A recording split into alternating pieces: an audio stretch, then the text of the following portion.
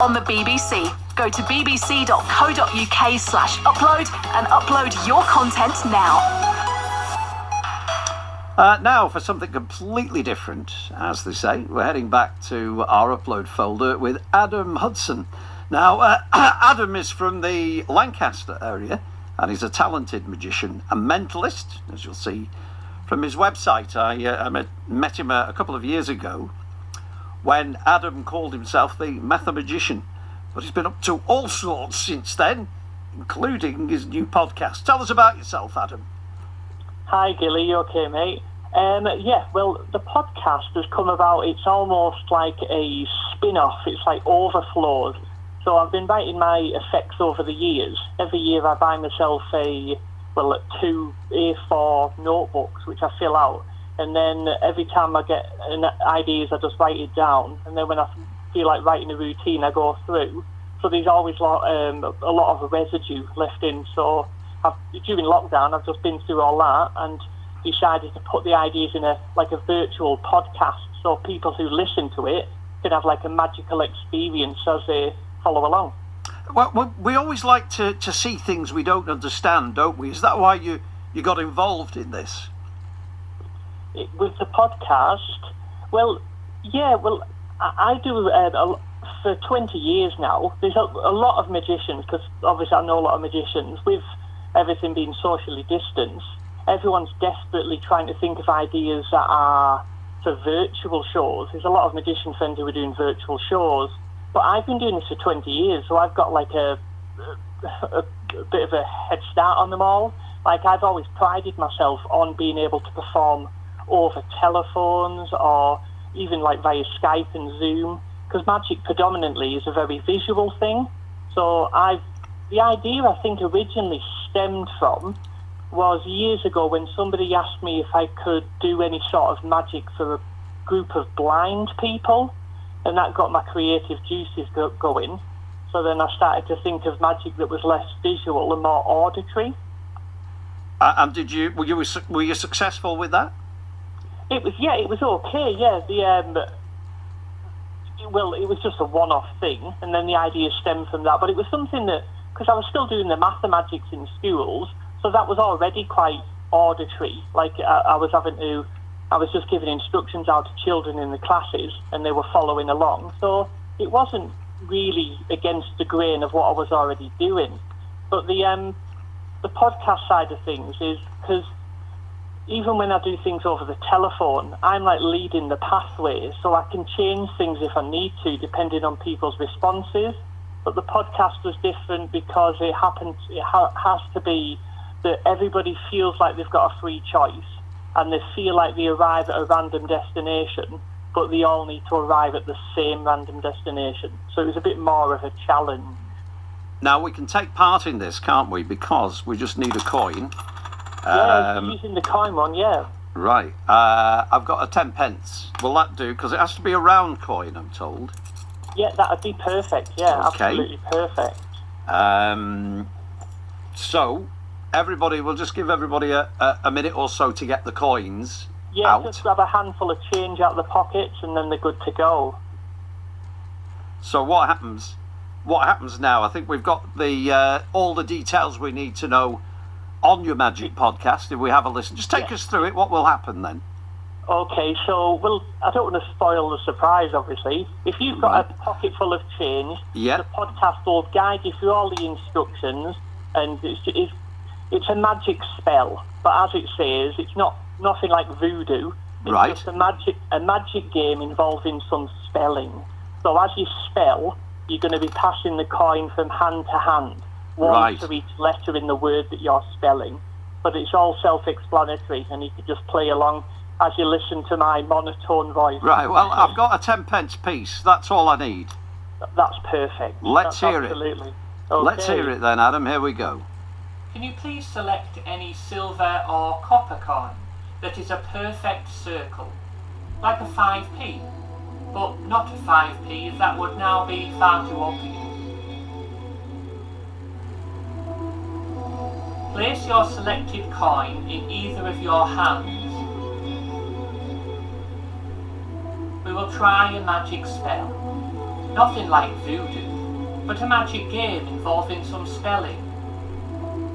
When spelling a word, I would like you to pass the coin from hand to hand, once for each letter in that word. Ready? Then we will begin. I would like you to pay attention to the hand which holds the coin. If the coin is in your left hand, spell left, passing the coin from hand to hand, once for each letter. Whereas if the coin is in your right hand, spell right, passing the coin from hand to hand, once for each letter.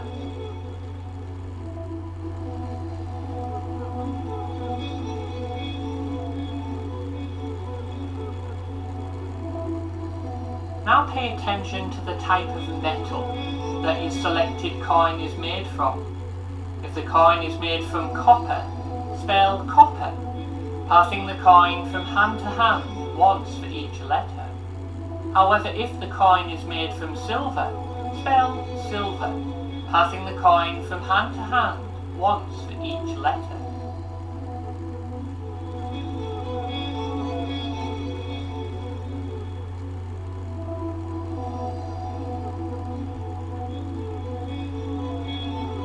Finally, spell the value of your selected coin. For example, if the coin is a 1p, then spell O-N-E. Whereas if the coin is a 10p, then spell T-E-N. Again, pass the coin from hand to hand, once for each letter.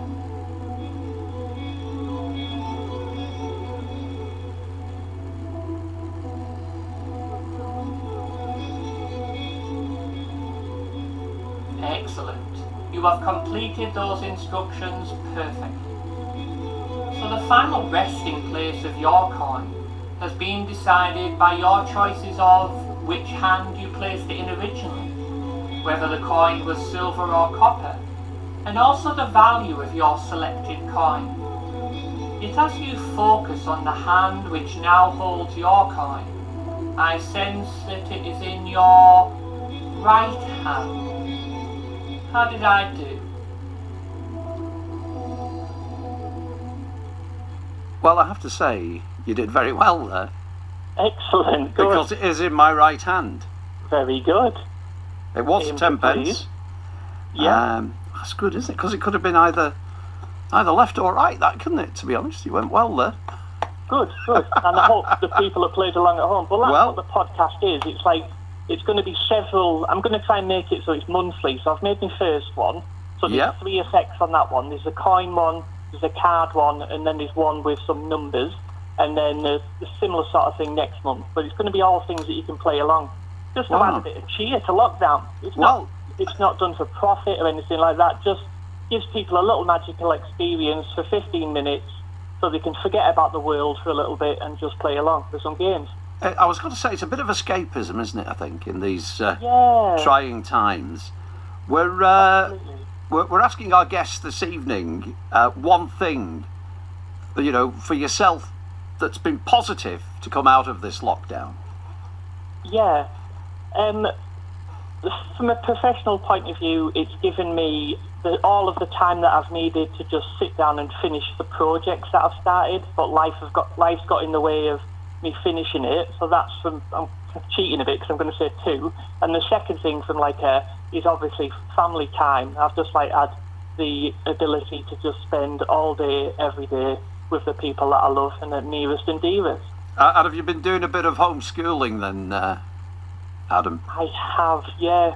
Well, my daughter was actually, because we had a little bit of a battle to get her into a special school, Right, which we've yeah. been successful for. So for a year and a half before she was being homeschooled anyway, so we were again in a position that nothing was different, if you know what I mean. So we've been homeschooling for the best part of 2 years. Wow. Other than she's got to the school that she needs to now, but not a lot had changed. I'm always the sort of person who likes to look at the positives, and so it was. You're a glass half full type of guy. I know that, and it's lovely to chat to you again after all this time. Yeah, you too. If anybody wants to download your podcast, where do we get it? Yeah, I've put it at the top of my website. Am I allowed to give the link to the website? Yeah, go on, give your link out. Yeah.